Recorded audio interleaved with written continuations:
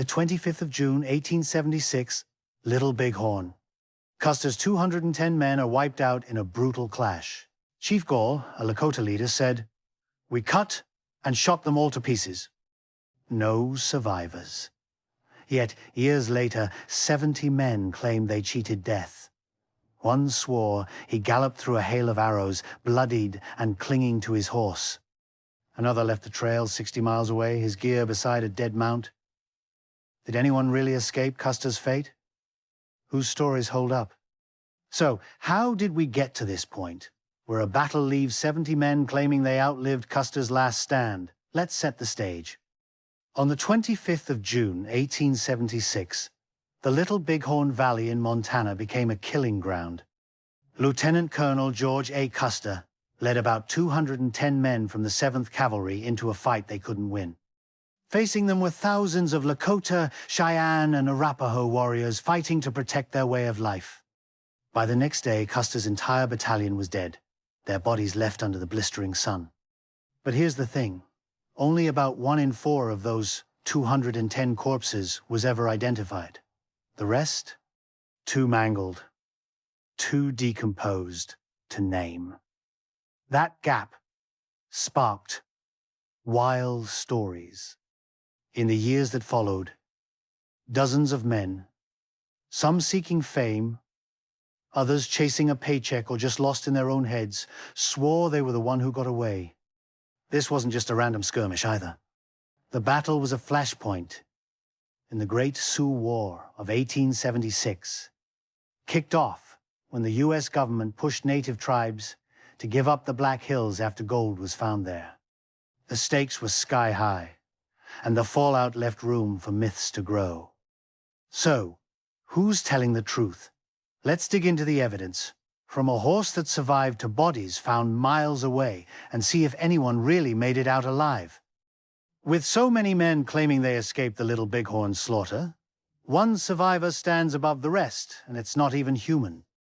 Meet Comanche, a tough-as-nails horse ridden by Captain Miles Keogh of Company the 1st. When the dust settled on the 27th of June, 1876, Comanche was found staggering near the battlefield, riddled with at least 6 wounds from bullets and arrows. Somehow, this horse didn't give up. He trailed Major Marcus Reno's battered column as they limped up the Little Bighorn River, barely alive but still moving. The soldiers took him to Fort Abraham Lincoln in what's now North Dakota, where they nursed him back to health with a mix of care and awe. By 1877, Colonel Samuel D. Sturgis, the 7th Cavalry's commander, made it official.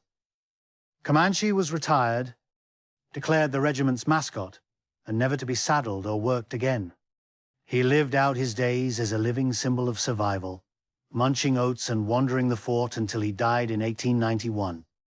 Today, you can see him, preserved for posterity, at the Deitch Natural History Museum, at the University of Kansas. Comanche's story is ironclad, no debate needed. But if a horse could make it out, could a soldier have done the same? Let's look at what the warriors who won the battle had to say. If Comanche's survival proves anything, it's that miracles could happen at Little Bighorn. But what did the men who fought against Custer say about human survivors? The Lakota and Cheyenne warriors, led by legends like Sitting Bull and Crazy Horse, were the ones who brought Custer's command to its knees. Their accounts, shared in interviews from 1877 to the 1930s, give us the clearest picture of what went down. These weren't just fighters, they were defending their families, their land, and their way of life against an army that wanted them gone. Their stories align on one brutal point. No soldier was spared. Chief Gall, a Hunkpapa Lakota leader, put it bluntly in 1886. Our hearts were bad, and we cut and shot them all to pieces. No prisoners, no mercy, just a fight to the finish. But there's a twist in their tales. Some warriors recalled a lone soldier, likely an officer, making a desperate break for it. Turtle Rib, a Minneconjou Lakota, said he was one of 3 chasing this guy, who rode a horse so fast it seemed he'd get away. Just when escape looked possible, The soldier turned his gun on himself. Then there's Spotted Hornbull, a northern Cheyenne warrior, who told U.S. officers in 1881 he saw a soldier gallop eastward for miles before shooting himself. He even sketched a rough map to prove it. Here's the catch. Were they talking about the same man? Turtle Rib didn't mention a direction, and Spotted Hornbull's eastward rider doesn't quite match up. These stories raise a big question. Could someone have slipped through the chaos, even if just for a moment? Let's see what the army found when they reached the battlefield. The warriors' stories of a fleeing soldier hint at fleeting moments of survival, but what did the U.S. Army find when they finally reached Custer's battlefield? On the 27th of June, 1876, Major Marcus Reno and Captain Frederick Bentine's surviving troops, still reeling from their own desperate fight, made it to the sector where Custer's men fell. What they saw was grim. Most of the 210 bodies were clustered on or near Last Stand Hill, but a few were strangely far off, alone. Lieutenant Edward S. Godfrey of Company K zeroed in on one. First Sergeant James Butler from Company L. Butler's body lay 300 to 400 yards south of the main carnage, surrounded by over 20 empty .45 -70 Springfield carbine shells. This guy didn't go down easy. Those shells tell us he fought hard, maybe holding his ground for minutes against overwhelming odds. Godfrey, impressed by Butler's grit, guessed he was a courier sent to link up with Reno or Bentine, given how far he was from the others. But here's where it gets messy. Godfrey mixed things up, saying Butler was with Company C under Tom Custer when he was actually with Company L, led by Lieutenant James Calhoun. Plus, trumpeter John Martin, the guy who carried Custer's last written order, said Butler wasn't running messages that day. And honestly, sending a first sergeant, a senior guy like Butler, to play courier, that's not how the army worked. Messengers were usually lower-ranking grunts. Butler's position makes sense when you map Custer's movements. He likely died near Medicine Tail Coulee, where Custer tried to cross into the native village before retreating north. As First Sergeant, Butler would have been at the rear, maybe making a solo stand as his unit collapsed. Then there's another loner, Corporal John Foley from Company C. On the 28th of June, Private Stanislaus Roy of Company A spotted Foley's body about 3/4 of a mile south of the main group. Roy knew him instantly, thanks to Foley's bald head and black hair. No dead horse nearby, so Foley was probably on foot when he went down. Here's a chilling detail. At the battle's 10th anniversary in 1886, Chief Gall pointed to Foley as the soldier who shot himself, remembering the chevrons on his sleeve, which fits Foley's corporal rank. So, were Butler and Foley the men the warriors saw fleeing? Let's dig deeper into why one company's men, like Foley's, were so spread out. The isolated deaths of men like Butler and Foley hint at chaos in Custer's final moments, but one unit stands out for how its men were scattered across the battlefield. Company C. When Reno's troops surveyed the carnage, they found Companies E, F, I, and L in tight knots, mostly around Last Stand Hill and Calhoun Hill, where soldiers made their last stands shoulder to shoulder. Company C, though, was a different story.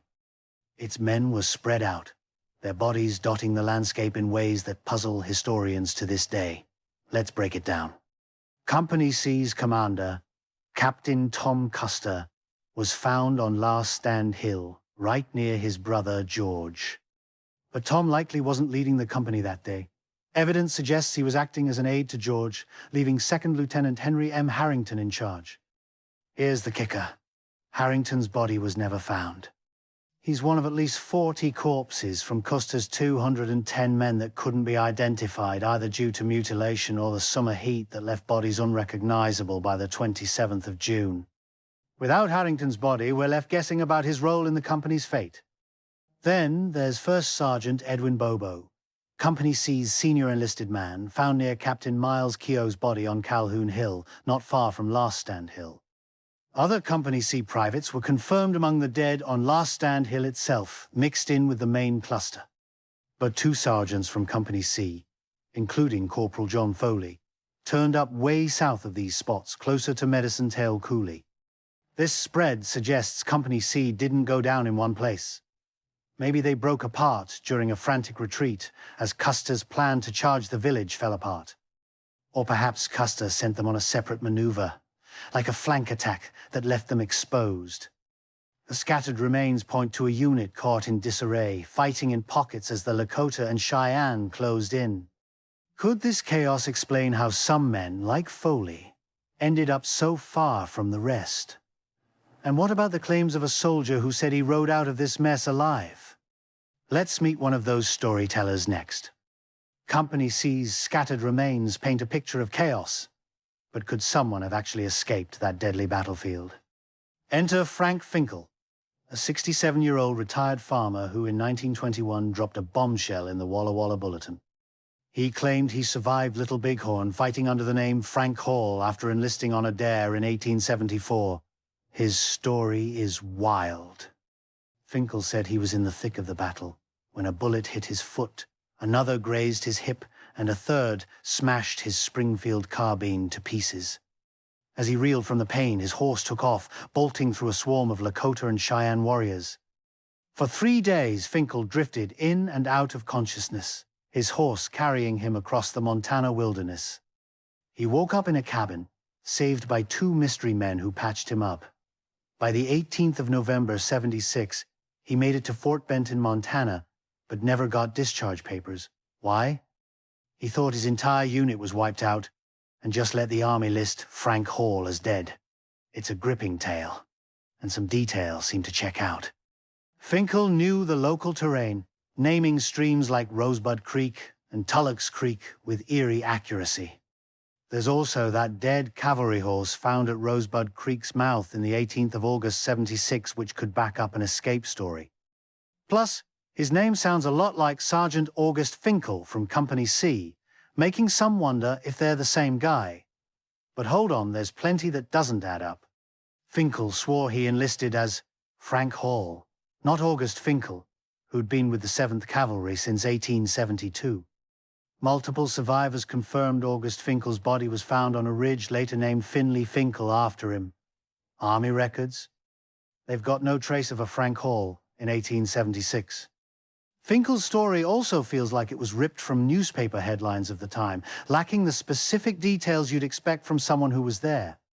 He claimed his unit was gone, but over 20 Company C men survived, either guarding the pack train or left behind when their horses gave out. And the chain of command didn't vanish. 2nd Lieutenant Charles Varnum took over Company C after the battle. If Finckle had reported back, he'd likely have been hailed as a hero, not punished. So, is Finckle's tale fact or fiction? There's one more clue out there, found miles from the battlefield, that might hold the key to another possible escape. Let's head to Rosebud Creek next. Frank Finckle's tale of riding out of Little Bighorn sounds like a Hollywood script, but there's another story, quieter and stranger, that might point to a real escape. In the 18th of August, '76, just weeks after the battle, Lieutenant Edward S. Godfrey and his detachment set up camp at the mouth of Rosebud Creek, about 60 miles from the Little Bighorn battlefield. What they found stopped them cold.